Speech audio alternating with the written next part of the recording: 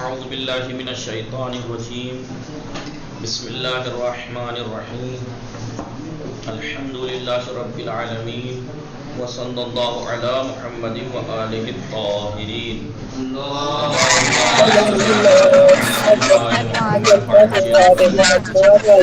السلام علیکم ورحمۃ اللہ وبرکاتہ۔ وعلیکم السلام ورحمۃ اللہ وبرکاتہ۔ خیریت سے آپ سب لوگ ٹھیک ہیں؟ جی شکر الحمدللہ۔ جی گلشن زہرا، طاہرہ بطول، سحر، تسنیم میم، آپ لوگ ٹھیک ہیں؟ باقی لوگ نہیں آئے ابھی تک؟ حسین فاطمہ، رئیسہ اور شفا بطول، نہال، کسا اور آپ ٹھیک ہیں؟ وسیم، غازی، ذیشان، ساحل، سمر، افنان، علی عباس، جون کلاس میں ہی ہو، وقار، کون کسے بہکار آئے ہو تم دونوں میں سے؟ چلیے، ہماری گفتگو چل رہی ہے کس چیز کے بارے میں؟ کتاب آداب اسلامی کے 13ویں درس میں۔ 13واں درس کس بارے میں ہے؟ 13واں درس تھا، بولیے، محنت اور مشقت کے بارے میں۔ بتایا کہ اسلام میں، جی دین اسلام میں، بولیے، جی محنت اور مشقت کی بہت زیادہ اہمیت ہے۔ روایت بتائی کہ جو انسان اس لیے حلال روزی کمائے تاکہ وہ کسی کے آگے ہاتھ نہ پھیلانا پڑے، اسے اپنے گھر والوں کو وسعت دے سکے، یعنی ان کو آرام کی زندگی دے سکے، اور اپنے پڑوسیوں کے اوپر رحم کر سکے، اس لیے اگر وہ حلال روزی کمائے تو کیا ہوگا؟ جی تو بتایا انہوں نے، تو وہ اللہ سے اس حالت میں ملاقات کرے گا کہ اس کا چہرہ چودھویں کے چاند کی طرح چمک رہا ہوگا، ٹھیک ہے؟ یا آگے وہ رسول اکرم صلی اللہ علیہ وسلم کا وہ واقعہ بتایا کہ ایک جوان جو ہے وہ محنت کر رہا تھا، کسی نے کہا کہ کاش یہ اپنی طاقت اللہ کی راہ میں لگاتا، تو رسول نے کہا تھا ایسا نہ کہو، اگر یہ اس نیت سے کر رہا ہے کہ اپنے اہل و عیال کے لیے اچھا کر سکے، جی اب کسی کا آگے ہاتھ نہ پھیلا سکے، تو بھی یہ راہ خدا میں ہی ہے، تو بھی یہ سب بتایا تھا، ٹھیک ہے؟ پھر اس کے بعد ایک حدیث پانچویں امام سے ظاہراً چل رہی تھی، بڑی سی ایک حدیث تھی، اس میں یہ تھا کہ امام باقر علیہ السلام فرماتے، یاد رکھنا کہ جبرائیل امین نے کیا الہام کیا ہے؟ رسول فرماتے ہیں یہ الہام کیا ہے کہ کسی شخص کو بھی اس وقت تک موت نہیں آئے گی جب تک وہ اپنے حصے کا رزق نہ لے لے، کیونکہ ہر انسان کی زندگی کا رزق معین ہے کہ اسے اتنی سال کی عمر ہوگی تو ان شرط و شروط کے ساتھ اس کا اتنا رزق ہے، ٹھیک ہے؟ لہٰذا تقوی اختیار کرو اور روزی کی تلاش کے معاملے میں معتدل رہو، حرام میں مت پڑ جانا، جی، اور کسی بھی مقام پر روزی پہنچنے میں اگر دیر ہو تو اس کا انجام یہ نہ ہونا چاہیے کہ آپ حرام طریقے سے کمانے لگو، آپ بولیے حرام طریقے میں پڑ جائیں۔ کیوں؟ اس لیے کہ آپ کو یہ لگ رہا ہے کہ میں نے پالی روزی، بہت پالی، لیکن آپ کو یہ نہیں پتا کہ اتنی تو آپ کے نصیب میں پوری عمر میں لکھی ہی تھی، لیکن آپ نے حرام طریقے سے کما لی وہ، جی، جو چیز تو آپ کو ہمیں حلال طریقے سے ملنے والی تھی ہمیں وہ حرام طریقے سے کما لی۔ سمجھ میں آ رہی ہے نا یہ بات؟ جی تسنیم میم، گلشن زہرا، طاہرہ بطول، آپ لوگ سمجھ میں آ رہی ہے یہ بات؟ یعنی وہ روزی جو انسان جلد بازی کر کے حرام طریقے سے کما لیتا ہے وہ اسے ملنی تھی، لیکن حلال طریقے سے ملنی تھی، لیکن اب اس نے حرام طریقے سے اس تک جلدی پہنچنے کی کوشش کی، حرام طریقے سے، لہٰذا اتنی ہی مقدار میں اس کا حلال رزق کم ہو جائے گا، اب حرام سے مل گیا اسے وہ، اور آپ حساب کس سے ہوگا قیامت میں؟ اسی حرام سے حساب ہوگا۔ سمجھ میں آ رہا ہے نہیں؟ جی آپ لوگ کیوں نہیں بول رہے بھائی آن لائن؟ بہت صحیح، نیٹ ورک چلے گئے، ہاں نیٹ ورک کر گئے تھے، معاف کیجیے گا۔ تو کیا بات ہوئی؟ بات کیا ہوئی؟ بات یہ ہوئی کہ کیا فرماتے ہیں، پانچویں امام سے روایت ہے کہ رسول اکرم نے فرمایا کہ ہر انسان جب تک نہیں مر سکتا جب تک وہ اپنے حصے کا رزق کھا نہ لے، ٹھیک ہے؟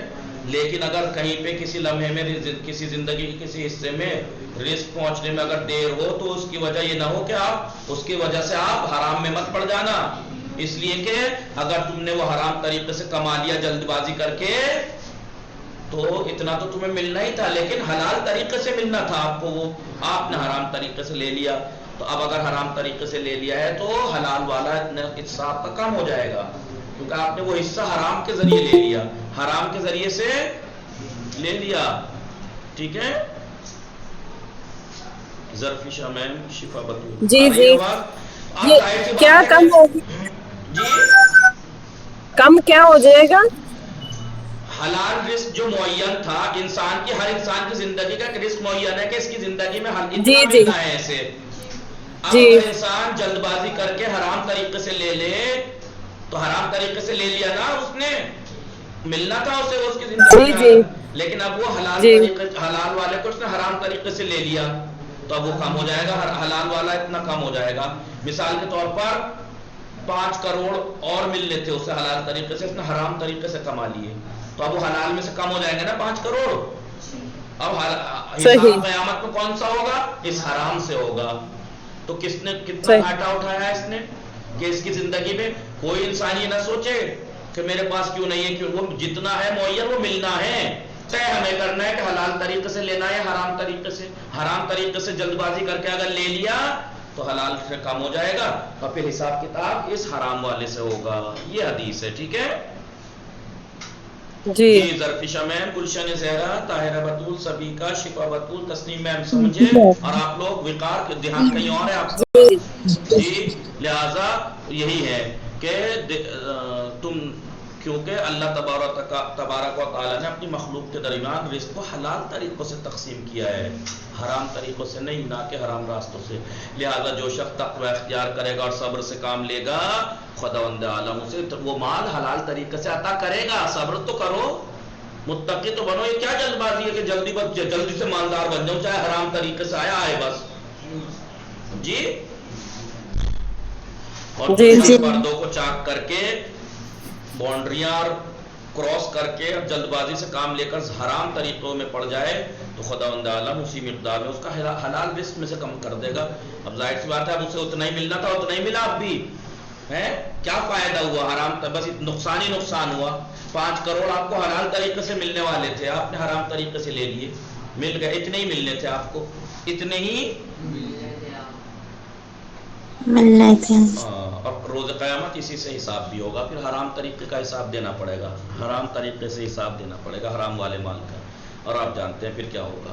محمد بن منقدر ایک راوی ہے کوئی، ان کا بیان ہے کہ ایک دن میں مدینے کے اطراف میں نکلا، مدینے سے باہر مدینے کے اطراف میں نکلا.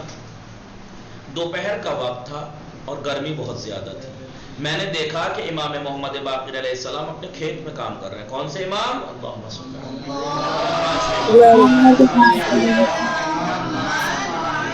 پانچویں امام امام محمد باقر علیہ السلام اپنے کھیت میں کام کر رہے ہیں. امام ہیں، معصوم ہیں.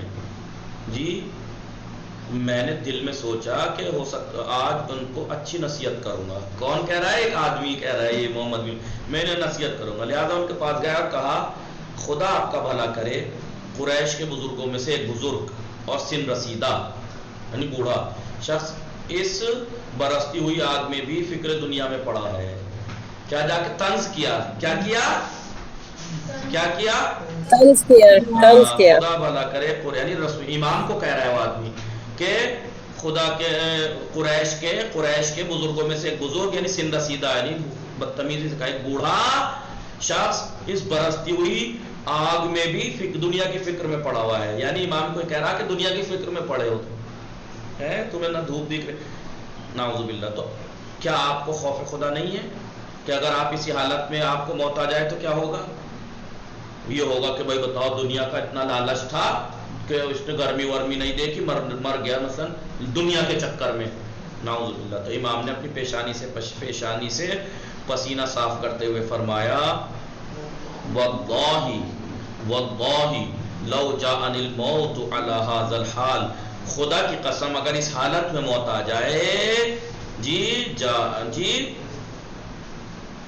جاءنی وانا فی طاعت من طاعت اللہ، تو میں اس وقت اللہ کی طاعت میں سے اللہ کی بندگی انجام دیتے ہوئے جاؤں گا. جی اکفا بہا نفسی عنکا وعن الناس. ٹھیک ہے، خدا کی قسم اگر مجھے اس حالت اس وقت موت آ جائے تو مجھے اطاعت خدا کے دوران موت آئے گی. یہ خدا کی اطاعت ہے، خالی نماز روزہ ہی اطاعت نہیں ہے، یہ بھی اطاعت ہے. رزق حلال کمانا خدا کا حکم ہے، کیونکہ اس کام کے ذریعے سے کیا ہو رہا ہے، میں تم سے اور دوسرے تمام لوگوں سے خود کو بے نیاز کر رہا ہوں. ٹھیک ہے، اکفا بہا نفسی، میں اپنے آپ کو بچا رہا ہوں تم سے، یعنی تمہارے آگے ہاتھ نہ پھیلانا پڑے، وعن الناس لوگوں سے کہ لوگوں کے آگے بھی ہاتھ نہ پھیلانا پڑے. میں اس لیے اپنے آپ کو کام میں مشغول کیے ہوئے ہوں تاکہ مجھے ہاتھ نہ پھیلانا پڑے، مجھے بولیے ہاتھ نہ پھیلانا پڑے. ہاتھ نہ پھیلانا پڑے. ٹھیک ہے، آئیے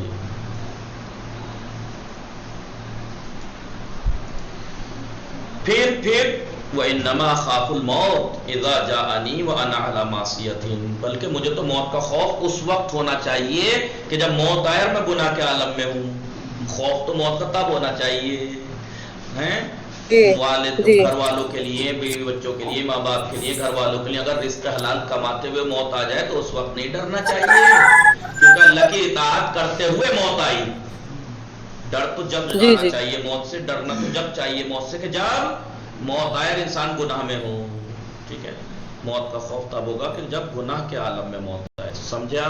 کبھی بھی یہ مت سمجھنا کہ رزق حلال کماتے میں آپ کو مثلاً کوئی یہ کہے کہ بتاؤ دنیا کا کتنا لالچی ہے، دنیا کا کتنا لالچی ہے، اتنے مصیبت میں ڈال کے کر رہے ہیں. بھائی نہیں ہے، یہ تو اللہ کی اطاعت ہے. میں اپنے گھر والوں کے لیے رزق حلال کما رہا ہوں تاکہ مجھے کسی کے آگے ہاتھ نہ پھیلانا پڑے، میرے گھر والوں کو دقت و پریشانی نہ ہو. تو اگر رزق حلال کماتے ہوئے اگر وہ روزہ وہ نہ رکھ سکے تو اس میں نہیں. دیکھیے رزق حلال میں انہوں نے، آپ نماز روزے کا حکم جانتے ہی ہیں، اور روزے کا حکم یہ ہے کہ اگر مشقت کا سبب ہے، قابل برداشت نہیں ہے تو پھر اس کی چھوٹ ہے، اس کی چھوٹ ہے. لیکن اگر ایک آدمی کو عادت ہو جاتی ہے تو پھر وہ رکھ سکتا ہے، رکھ سکتا ہے. صحیح. لیکن اگر رزق و روزی کا مسئلہ ہے کہ آپ اگر روزہ رکھ کے نہیں کام کر پائیں گے، مجھ پریشانی ہو جائے گی، تو گھر والوں کو تنگی ہوگی، تو پھر آپ روزہ بعد میں رکھیں. یہ ہے میں ٹھیک ہے. امام کیونکہ خدا نے کوئی بھی کیا ہے وہ لا یکلف اللہ نفسا الا وسعها، کوئی بھی تکلیف و ذمہ داری، کوئی بھی ذمہ داری بندوں کو ایسی نہیں دی جو برداشت نہ کر سکے، جو قابل اس کے قدرت میں نہ ہو. اور خدا نے کوئی بھی اس کی زندگی سے وہ نہیں کیا ہے کہ کوئی اس سے آزادی چھینی ہو یا اس کے رزق و روزی پہ نہیں. آپ رزق و روزی کا کیا کہا ہے، کیا ہر کام آپ نماز دیکھ لیجئے، روزہ دیکھ لیجئے، سب چیزیں ایسی ہیں کہ اگر آپ کی جان مال عزت آبرو پہ بات آئے تو ان کو چھوڑنا پڑے گا آپ کو، نماز روزوں کو جی چھوڑنا پڑے گا. یہ بات میں رکھیے. آپ اگر جان پہ بن رہی ہے، آپ کو لگ رہا ہے کہ میری مشقت کا سبب ہے، میں روزہ میں نہیں رکھ پاؤں گی، تو روزہ نہیں رکھیں گے آپ. اس شریعت نے اجازت دی ہے آپ کو. بیمار ہونے کا خطرہ ہے، بیماری زیادہ بڑھنے کا خطرہ ہے، یا کسی کی جان کو خطرہ، میری جان کو خطرہ بن سکتا ہے، یا بچے کو خطرہ بن سکتا ہے، دودھ پلانے والی ماں کو کہ دودھ سوکھ جائے گا، بچے کو بھوکا رہ جائے گا، یہ بھی تو پھر بعد میں رکھے وہ. صحیح. اور نماز اس کا تو حکم یہ ہے، آپ ہی نہیں آپ کے پالتے جانور تک کا خیال رکھا ہے اسلام نے تو، کہ اگر آپ کا پالتو جانور مر رہا ہے، اسے پیاسے مر جانے کا خوف ہے اور پانی کم ہی ہے، تو آپ وضو نہیں کر سکتے، آپ اسے پہلے پانی پلائیں گے، پانی پلانے کے لیے روکیں گے. امام جعفر صادق علیہ السلام سے یہ بھی منقول ہے کہ آپ صلی اللہ علیہ السلام نے فرمایا اذا کان الرجل، لیکن اگر آپ گھر والوں کے لیے رزق حلال کما رہے ہیں اور روزے کا ٹائم ہے، تو آپ اگر کام رات دن کے بجائے رات میں ایسا کام ہے کہ آپ رات میں کر سکتے ہیں تو کام کو ٹالیے ہیں، اور اگر کام نہیں ٹل سکتا، کمپنی ہے، کچھ ہے، مجبوری ہے، تو پھر آپ روزہ رکھ کے کیجئے. اور اگر آپ کو لگ رہا ہے کہ میری نہیں رکھ پاؤں گا، برداشت نہیں ہے، تو پھر روزے کی چھوٹ ہے کہ آپ بعد میں قضا کر لیجئے. اذا کان الرجل مقصرا، اگر کوئی شخص تنگ دستی میں مبتلا ہو، غربت میں تنگ دستی میں مبتلا ہو، ٹھیک ہے، فعمل بقدر ما يفوت نفسه واهله، اور وہ کوئی کام اپنے اہل و عیال اور اپنی ضروریات کو پورا کرنے کے لیے کام کاج کرے، لا یطلب جی حرامن، اور حرام راستوں سے نہ کمائے، حلال راستوں سے کمائے، فہوا کالمجاہد فی سبیل اللہ، وہ مجاہد فی سبیل اللہ کی طرح ہے، اس انسان کی طرح جو اللہ کی راہ میں جہاد کر رہا ہے۔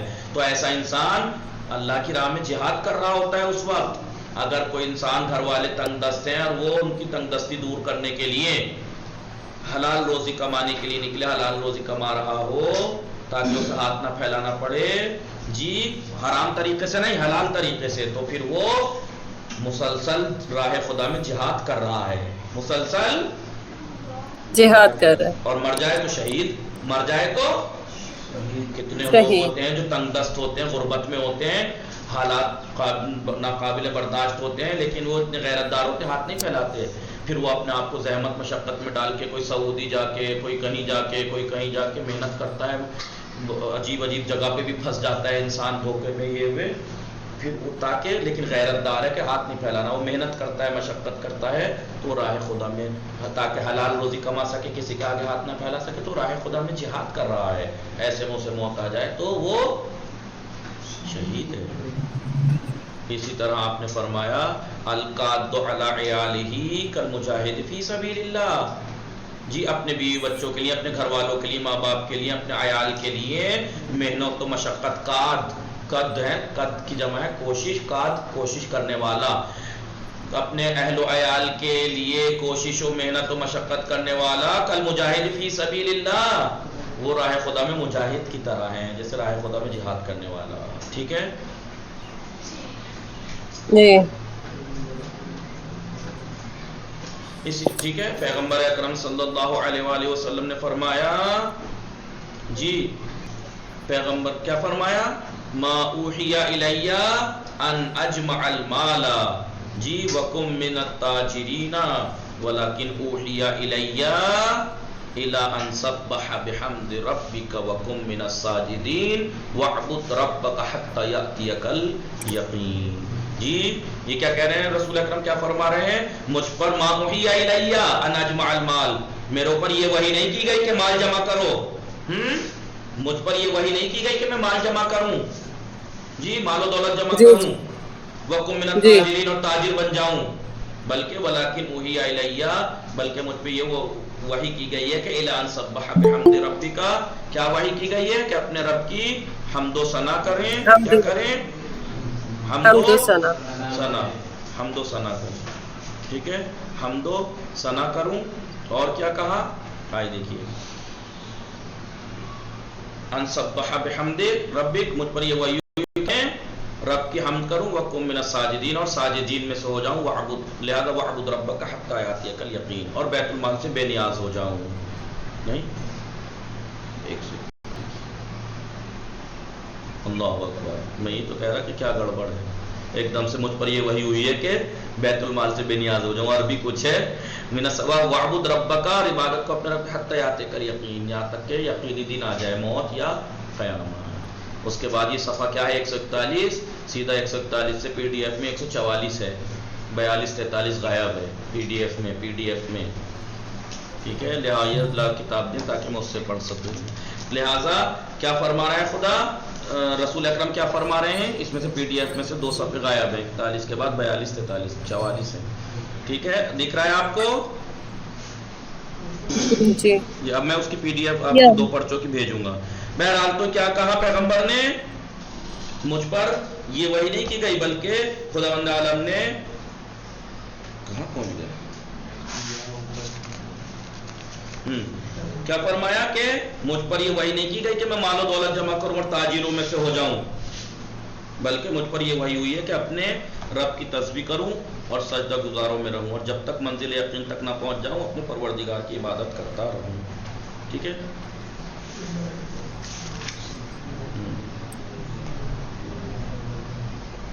کہاں پہنچ گئے اور بتا بھی نہیں رہے آپ لوگ، صفحہ اور بھی غائب ہے لگ رہا ہے، کچھ بول بھی تو بھی نہیں، بولیں گے کیسے، آگا یہ دیکھ 140 کے بعد 141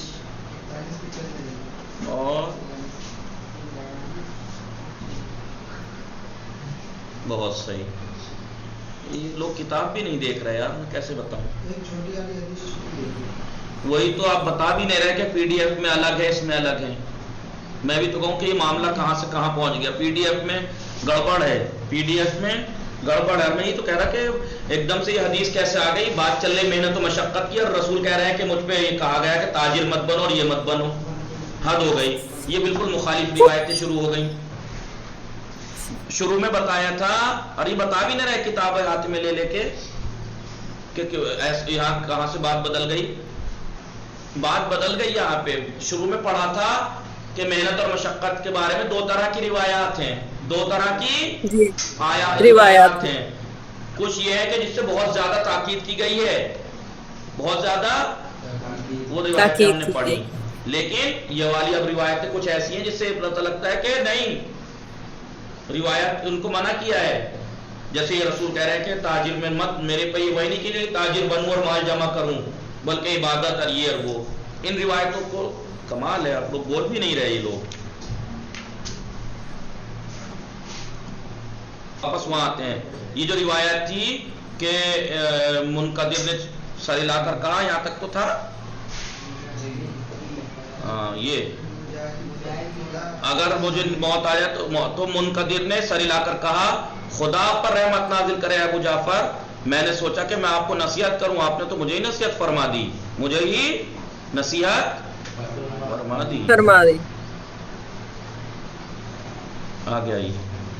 امام جعفر صادق علیہ السلام سے یہ بھی منقول ہے کہ آپ نے فرمایا اذا کان الرجل محسرا. یہ بات پڑھ لی ہم نے, ٹھیک ہے. پھر اس کے بعد کیا, کون سی حدیث تھی؟ القادو.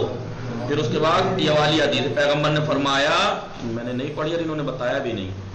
پیغمبر اکرم نے فرمایا, کتاب پہ نہیں دھیان رہتا ہے آپ لوگوں کا, ملعون من القا کلہ علی الناس. وہ شخص ملعون ہے جو اپنی تمام چیزوں کا بوجھ دوسروں پر ڈال دے, وہ شخص ملعون ہے. ٹھیک ہے. اب میں کہاں سے کہاں پہنچ گیا اور انہوں نے بتایا تک نہیں کہ کہاں سے میٹر چینج بھی ہو گیا اور ہمیں پتہ بھی نہیں لگا.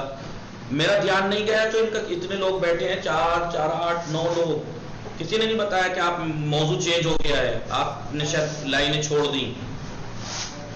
پیغمبر اکرم نے فرمایا ملعون من القا کلہ علی الناس. وہ شخص ملعون ہے جو اپنی تمام چیزوں کا بوجھ دوسروں پہ ڈال دے. اب یہ روایتیں جو ابھی لائن سے چل رہی تھی کون سی تھی؟